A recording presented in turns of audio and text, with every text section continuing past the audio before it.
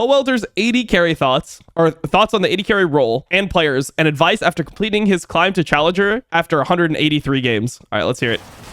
Bro, is this the quality? Well, I guess I'm Challenger now. Okay, guys. Nice, this is the quality. Say all your Well played. excuses. Why doesn't this count? Well played, Why Reddit. did this ADC climb to Challenger not count? Why? I'm now taking all complaints from chat. Reasons why it wasn't fair. Abused Yunara. Okay. Yeah, Yunara is OP. Didn't deal enough damage, so didn't earn the win. Okay. What else? Didn't earn the win. Riot account started in D1. Didn't climb through like silver, gold, plat. Not fair. Bro, there's actually so many people that legitimately believe this point. There are so many people in the community that actually think that it is harder to climb through silver and gold and plat as an AD carry main rather than like master GM challenger. It's insane to me that there's actually people that are that delusional. I mean, you got to see it with most people that do AD carry climbs. Maybe AD carry is not as good compared to other roles when it comes to solo carrying low elo, but it's definitely easier to climb through low elo than it is to climb through master GM as an AD carry. It's like this for every other role. Like, I mean, every game, the higher you go, the better players you play against, the less opportunities you have to win the game. Like, maybe on AD carry, you'll have like a 75% win rate as opposed to like a 90% win rate if you play jungle, but you'll definitely have a higher win rate in low elo as an AD carry main than once you start in Diamond 1. I think it is more likely to lose a random game in gold than in Diamond as an AD carry. Yeah, well then you need mental help. Like, I don't know what else to tell you, bro. You actually just need mental help if you think that it is that you will lose more games. Like if you're an AD carry player, you took Pobelter, right? Who has a 64% win rate going from Diamond 1 to Challenger. If you took him and you played him and you made him play from Iron to Diamond, do you think he would have a higher than 64% win rate? Like, or do you think you'd have a lower than 64% win rate? Yes, you can lose random games in low elo. I mean, you can lose random games in any role in low elo. Still, the point remains that it is much easier to play low elo in any role than it is to play in high elo. That's just how it works. Those ranks are harder. It's actually scary how many people legitimately believe that lower rank, like this is the concept that we've had in League of Legends since the beginning of elo hell. Oh man, but your teammates are so bad. It's like, yeah, the enemy team is super fucking bad. You can legit 1v2 the lanes. Like you can play a champion that you should not be able to lane with in low elo, and because no one can lane, you'll get a free lane, and then you'll just play by yourself and win. Carried too many times by support. Okay, the pros of ADC. One really big thing that I don't think ADC players appreciate, that I appreciate, coming from a solo lane background, you get to take Barrier.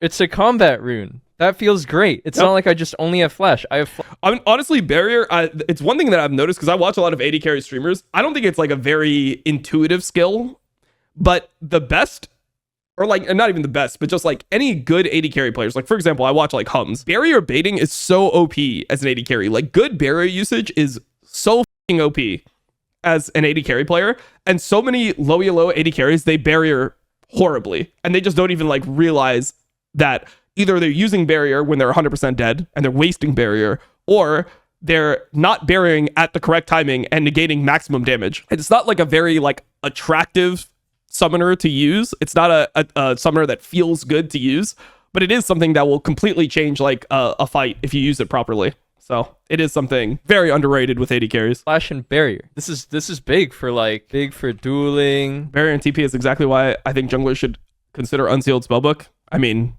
yeah, I think that is completely mentally ill to take Unsealed Spellbook on junglers when Conqueror is literally like, that just means that you will lose every single fight that you take that's even until you can change your Unsealed Spellbook. I mean, I think you could take Unsealed Spellbook on like Sejuani or a jungler that like doesn't really need a rune. But if you're taking Unsealed Spellbook on like every jungler that you're playing in the game, like Wukong, Xin Zhao, like all these champions, you're not taking Conqueror, then you're just gonna like insta lose the game. I don't know, like you just won't be able to fight anything ever.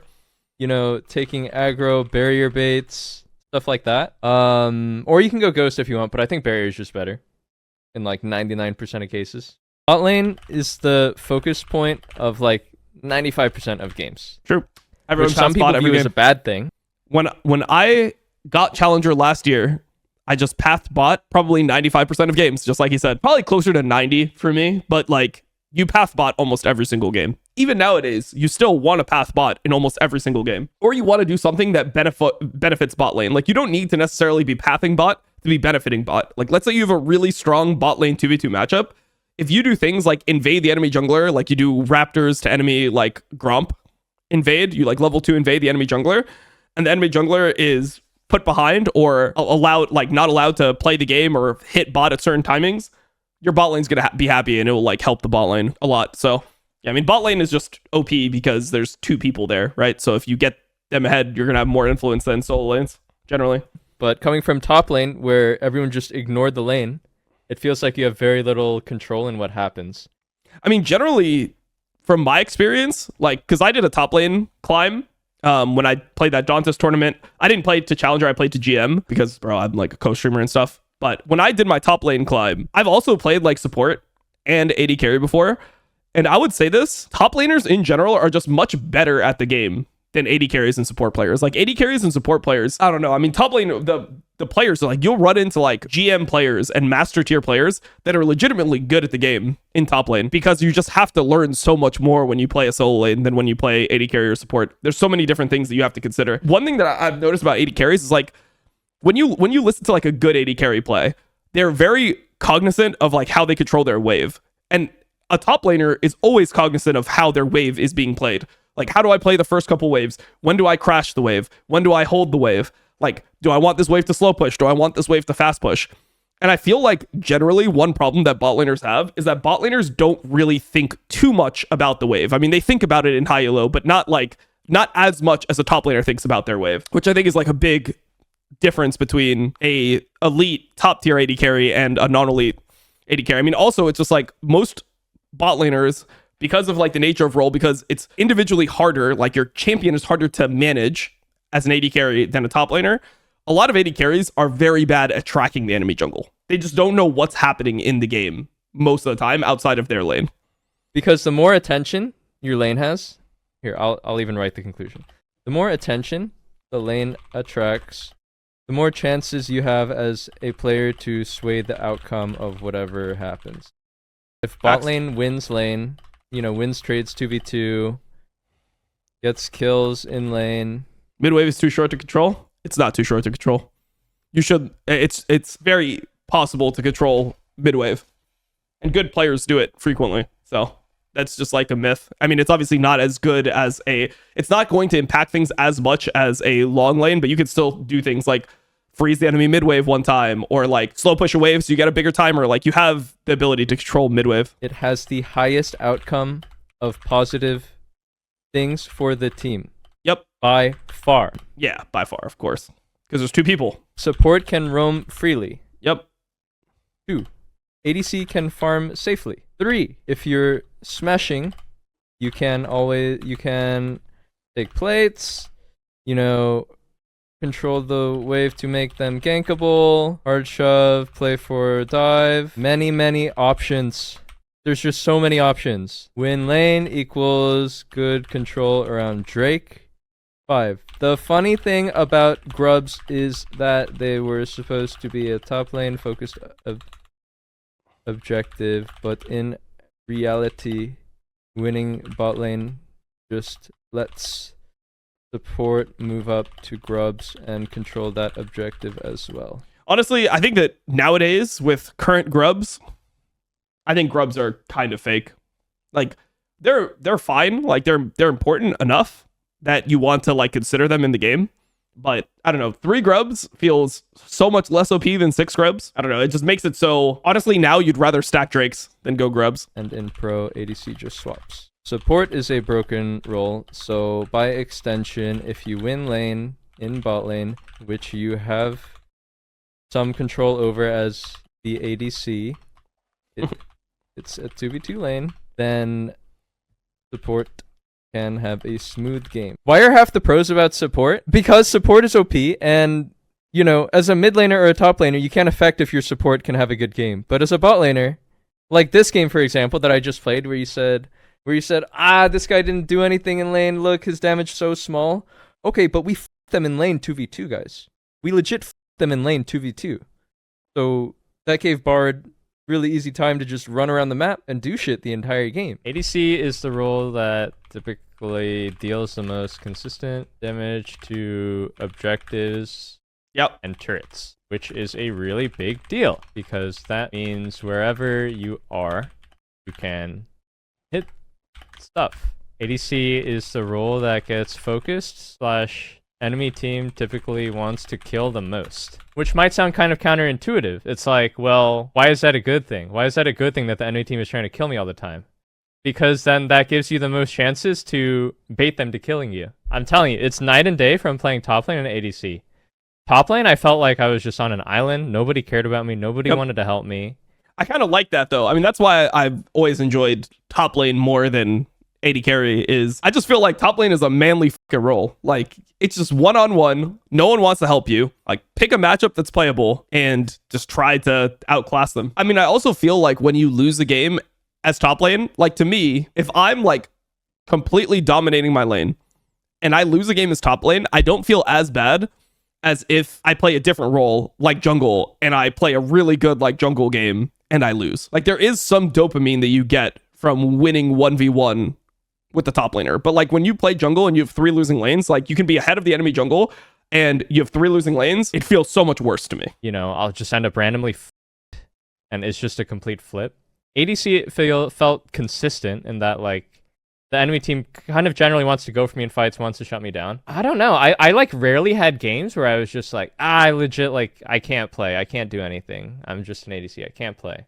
I like maybe had a handful of games like that. Like pretty much when you play jungle with 3 losing lanes, to me it feels like you're drowning slowly. Even when you're like ahead. It's like everyone's losing. Like, oh, this turret is down. They're gonna go Drake. Okay, I can't go Drake. I have to go top. All right, I got a turret, but I didn't get enough back. All right, there's like this fight. Oh, this guy got caught. Like, it just feels like you're slowly drowning.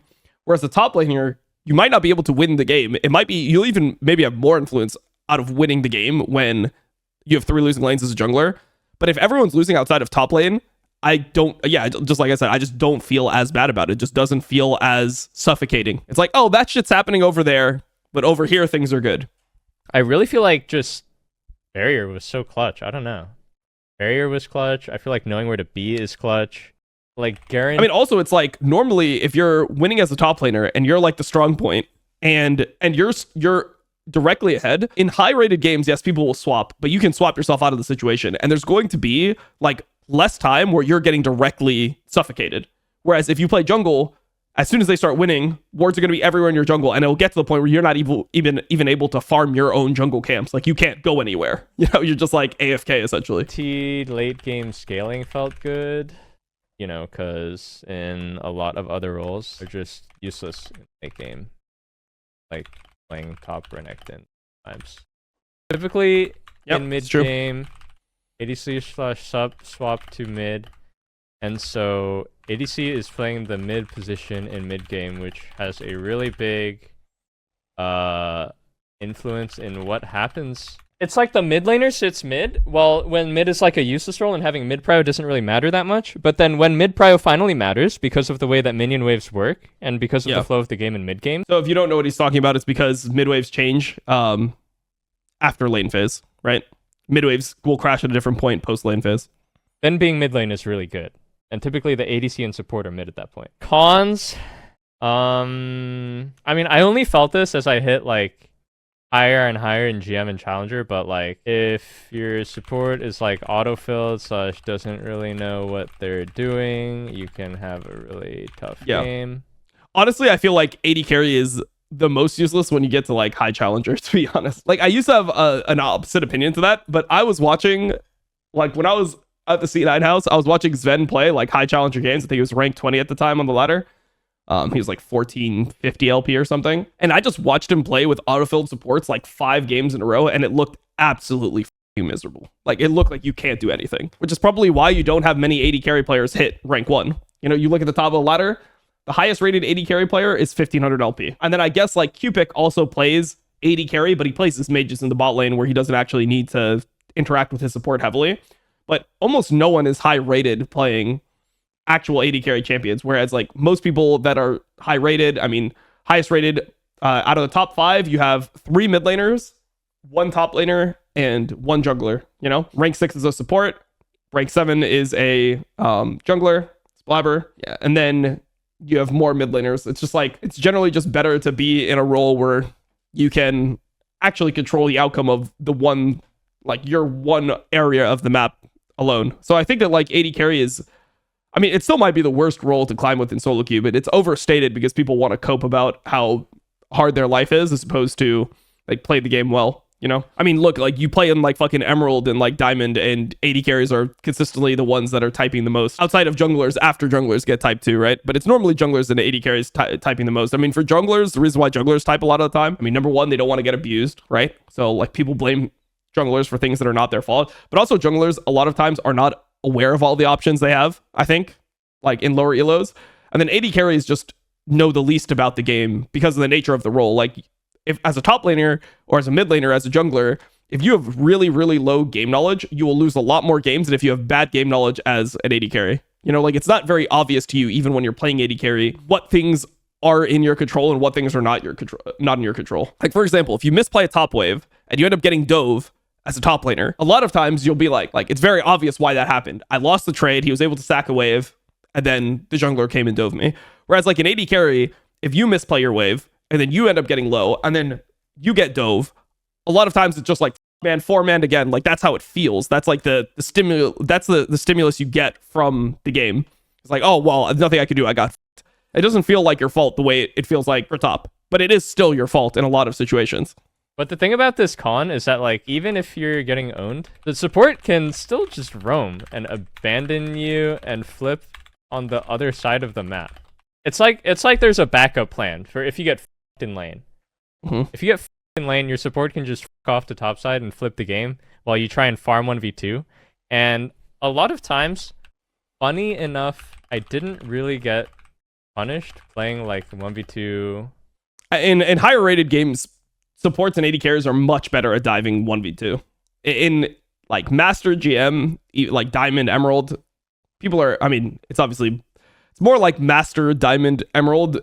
AD carries and supports, they don't really know how to punish lanes 1v2. And then also, a lot of support players that play things that win lane are not actually that good at playing out like dives when the enemy is not there because of the nature of their champions. You know, like they're playing certain champions to win lane. You know, for example, like Lulu is good in 2v2 lanes, but it's harder to dive on Lulu than it is to dive on something like, you know, Nautilus or Leona. Weak side a lot of the time. Because, I mean, the nature of it is that you need to, like, normally dive in multiple parts when you play enchanters, right? You use one rotation of spells, you chunk the guy to, like, half, and then you wait for the turret to cool down, and then you re-dive them. Whereas champions like Leona, you kind of just do it, like, one full combo. Until I climbed really higher in rank, like high GM-ish, which leads to support winning topside and ADC somehow being up in levels bot side. No, I really liked playing ADC. I gotta be honest.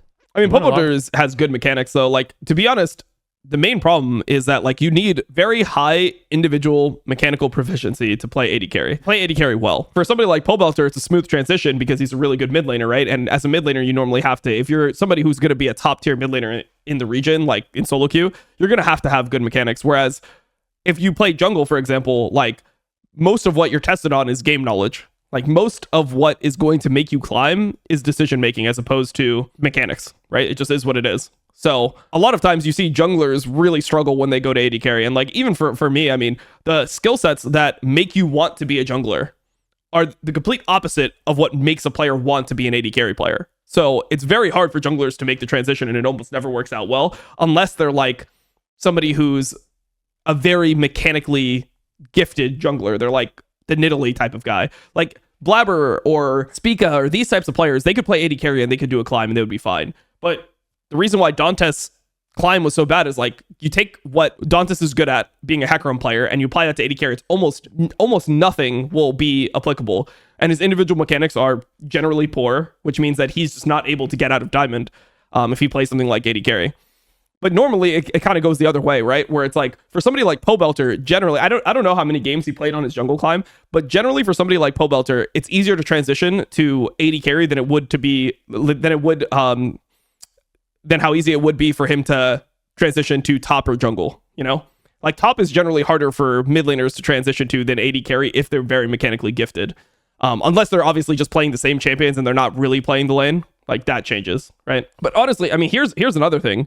People would rather watch the struggle. You know, like, the reason why Tyler 1's unranked to challenger in every role was so popular, and players like Doublelift and Pobelter, who are just better players, doing their climb is less popular, is people want to see somebody struggle. They want to see somebody like Dantes or Tyler grind a role and just be like miserable, and it take so long for them to improve, and it feels like, oh, you're never going to do it. Whereas if you watched Pobelter's AD carry climb, you just feel like he's going to get challenger at some point. Like, you just watch him play, you're like, yeah, he's definitely getting challenger. Whereas like with Tyler, when he started his first climb, which was jungle, it's like, not only did it take him 3,000 games, but he had to play like 1.5k games off stream. Like, he was stuck in like low master and dropped to diamond a couple times, and then he played for a month and a half, 12 hours a day off stream. I was probably more than that. It's Tyler, right? Probably 16 hours a day off stream, and was eventually able to get challenger. And, you know, it's like he had to, for example, like the way he did it was he ended up playing a ton of Ivern. That was his main pick, and I feel like that's the content that people want. Yeah, they want to see the struggle. More smoothly than I thought it would go. I felt like I could always do something. Observations about the average ADC. Man, observations, like, my observations about the average AD carry player is just that they seem very clueless about what is going on in the game. Like, generally, I feel like my support, my mid laner, my top laner know what's happening, but I feel like AD carries just don't know what's happening in the game most of the time. Like, I don't think most AD carries like pan their camera ever. You know, they never like look top lane because they can't affect it, but it's like you can get information that's relevant to the game. Bad at wave control. Bad wave control. Yup. When to push or freeze. Something we talked about earlier. Bad at macro. Not knowing when to rotate to a play. Okay, so pretty much what he's saying here is that AD carries are stupid. Perfect. Stay in lane and catch. Agreed.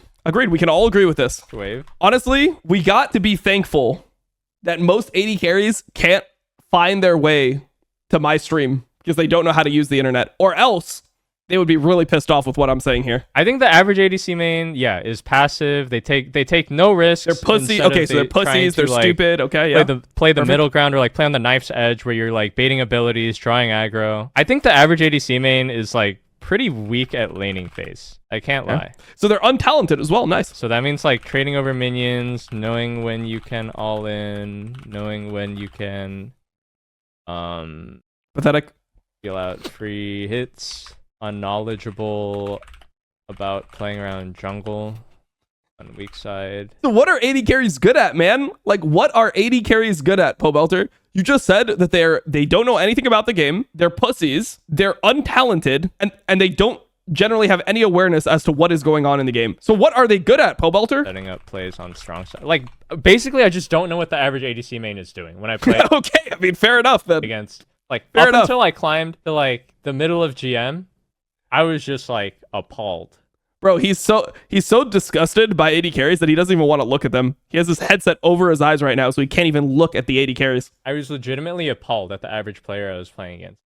Because right before it, I had played like top lane, which is brutal. And I don't know if this is like a personal bias. I don't know if I'm better at ADC than I am at top. But I do sincerely feel like the average ADC was just weaker in pretty much every aspect of the game. That so many games just kind of felt like ping-ponging waves back and forth. Okay, so advice to ADC mains. So let's spin this in a positive way. All right, this is the part that I don't f with. You know, I would just leave it right there. Like, if it was me making the video, there's no 5 extra minutes on this one. That's a 10-minute video right there. Advice to ADC mains who are maybe struggling, and feel that their role is weak or low agency. Okay, let's spin it in a positive way. Play aggressively in lane. So yeah, that's probably like the most eye-popping thing.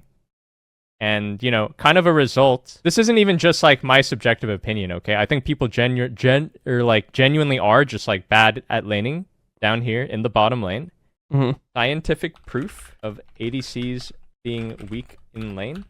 Okay. Sona and Enchanter population in high elo North America. Bro, how are Sona players able... There is nothing more tilting in solo queue than when you play a role that is not interacting with a role that has a super weak champion in it. Like, as a jungler, sure, you can gank a Sona, but there's nothing more tilting than when you play jungle, you lock in a jungler, you're like, all right, I'm pathing bot, and then you have something like a Blitzcrank versus Sona, and they lose lane somehow. It's like, how does the tank man win lane as Sona in Challenger against Blitzcrank players and Leona players. Like, it's not possible, bro. I swear to God, it's not possible. America. The Sonas, I'm telling you guys, if this was Korea, the Sonas wouldn't make it past Diamond. Facts. I mean, they would, but yeah. They exist in our ecosystem because they can get through lane. And how do they get through lane? Maybe I'll How? Yes, tell me, bro. Tell me how. have to play ADC and C. And Sona now is fine. Sona is not fine. Sona is one of the weakest piece of shit early game champions in the entire game. You have like 400 health and like 18 fucking armor. You get one shot by anything, bro. Sona is such a fucking terrible champion. It's such a horrible champion. It's pathetically bad. that I've played ADC and I've seen, playing with a Sona, playing against a Sona a handful of times, I can confirm actually that the champion is literally useless in lane. Before like level 6, like sure, maybe when she's 6 she can make an ulti play. How did she get to level 6? She has like 400 HP at level 1, bro. Does she even have a positive armor value? I don't get it. She even have a positive armor value. Actually, base is to say that. And let me just say, it's complete cancer to be another lane, playing mid lane, jungle, top lane or something, and you see something like Sona on the enemy team, just like the most illegal scaling bot combination you've seen in your entire life, okay? Like I don't know, Sona, what's insane scaling hyper? You'll see like Sona Yunara or like Sona Jinx or something, or like a Zillion lane, and you'll just be like, God, I really hope bot lane goes well. And then bot lane doesn't go well. And you're just like, what the fuck? How is that possible? Yeah, how is it possible? So one way I think ADC mains who are struggling to climb can get an edge, I think, is understanding how to take the lane by the balls and just kill them, man, in lane. Yes. Just trade aggressively and then kill them. You can do it. You don't have to just ping pong waves back and forth forever and play safe and go 0-0-0 until the 20-minute mark. Based. Something This is the most based. Pobelter is so insanely based. This is like the most insanely based write-up I've ever seen on AD carry. The thing is, I am too bad at AD carry to ever actually like my AD carry ability is so fucking bad that I would never do an AD carry challenge. Like, I don't think I would be Dantes level. I don't think I'd be stuck Diamond 4. But it's like, I know I'm so much better at like Bruiser champions and just like that playstyle and making space in a team fight. I'm so much better at that than like waiting for a team fight to play out. It's part of the reason I don't play Viego and champions like that, really. I would never actually, like, people only listen to this if you've walked the walk like Pobelter did. So that's why he's so fucking based. I saw a lot. Something I saw so many times in mid game is just like enemy ADC just clears the wave mid and then sits on turret mid lane, waiting for something to happen around him. But he could clear the wave and then try to get Piglet to coach you. I'd rather fucking partake in genital sounding than have Piglet coach me. Yeah, genital sounding sounds like a better path. Or invade or something. Okay, and then also something I realized after playing so many games of AD, I don't know why ADCs cry so much. I think ADC crier mentality is real. ADCs typically always act like they're the victim in the game. I don't like my support. I don't want to play this one out. I'm just gonna like soft int the whole game. Like whatever. My support's really bad. Like you wouldn't get it. I don't want to play this out. It's because of my support. And like I played with some real fucking dog shit. Okay. What's genital sounding? Genital sounding is when you stick a metal device into your urethra for pleasure's sake. I played with some real disgusting ass shit, and a lot of those games I won just because I kept trying. I mean, like sometimes if some guy's ruining the game super hard, like okay, sure, like I get it. But a lot of times I think ADCs. what are you guys saying? Yeah, it's like a metal rod. You stick it into your urethra. Just give up when it's not like quite time to give up. Everyone has a different threshold, but like sounds fun. Yeah, maybe for you guys. I guess like my mentality, if my support was really bad, was just like I expect nothing from you, and like you do your thing, and I'm just gonna try and do my thing and farm up, and then maybe play team fights later. And then like that mentality. Why do you know this? Because somebody a long time ago said genital sounding to me, and I just thought like, yeah, it sounds. I think I got it from Dardak actually, because he used to just have like different things when people would int him. Like he would say like this guy is giving him a brain aneurysm, or he'd rather do this or that. Like it was, he was kind of based like that. I love games anyway. Even if I thought my support was just like completely boosted, completely bot like in lane. But a lot of ADC players will legitimately like ruin the game and make it unwinnable. They will legitimately just run it down, go 0-10, like not even 0-10 in a productive way. Because like honestly, some games I win 0-10, but like make them use stuff on you, draw pressure to make them kill you. A lot of ADCs will just like phone it in and just like literally click down mid and die to like auto attacks repeatedly. At least was my experience when I'm playing like mid lane, top lane, jungle. I was like, damn, is it really that fucking bad? But after playing ADC. I don't know. I don't really think it's that bad a lot of games. Not like playing versus AFK wave clear mage champs. But it's also just so hard not to die on AD carry. It's just like knowing when to die, and it's good for your team. Like, that's actually a big part about AD carry. Is like when are you allowed to die? Felt very uninteractive, but as long as you know how to play against that style, you can be much stronger. Can we get a link for the video? No, because this video is only on Reddit, and it's like this bullshit right here. So there's no. I mean, I could link you the Reddit thread, but yeah, there's no like actual video here on like YouTube. Hey, if Pobelter had this on YouTube, I'd be down to watch it there. I'll link this after, I guess. Wave clear bot champs. I mean, really, champion pick doesn't matter until Challenger. I feel like when it comes to climbing, sure, it'll be harder getting through GM. It's not like you could watch this video and get a view for it, or like Pobelter will benefit. Certain picks that are maybe not as meta. But I played with Velcro support that was extremely useful. And I've played with, meta, like Nautilus support that was just like 0-10, don't know how you turn on his computer. What if I'm not good enough to play aggressively without making a mistake as ADC? Well, then just like make mistakes and get better. I don't know. You can't like win games or like climb or like pressure by just playing safe and sitting under your turret the whole game. You know what that is? In psychology, it's a term called learned helplessness. It's when an individual stops trying to change or escape a negative situation because they have repeatedly Damn, Pummelter is literally going off. experienced uncontrollable events. And let me take that one step further. Tell him. Psychologically evaluate these pathetic AD carry players and tell them where their issues lie, Pummelter. Not only How they experience base is some this uncontrollable video? events, but then they use that mentality to apply to every possible future event and say there's no point trying. I couldn't have changed it. I couldn't have done anything. I'm just a victim. I'm just an ADC. I can't do anything. Is what they say. Any comments on ADC gameplay? ADC is actually really fun to play when you get going. I don't know. I really like attacking fast, so it's fun to attack fast. I really liked Kraken champs. It's really fun to hit Kraken and then build like Zerka Greaves daggers. And I hate attacking fast, to be honest, because you can make so many mistakes. Like, that's why WAC is going to be completely broken. Like, I like doing a lot of damage. That's what I really enjoy. So if I played AD carry, I would just play things that don't attack super fast, but do a fuck ton of damage. I'd play like Jhin and like, Draven, stuff like this. just attack really fast. I really like attacking fast. I like building Kraken PD. Attacking fast is pretty fun. All right, cool. That's the video.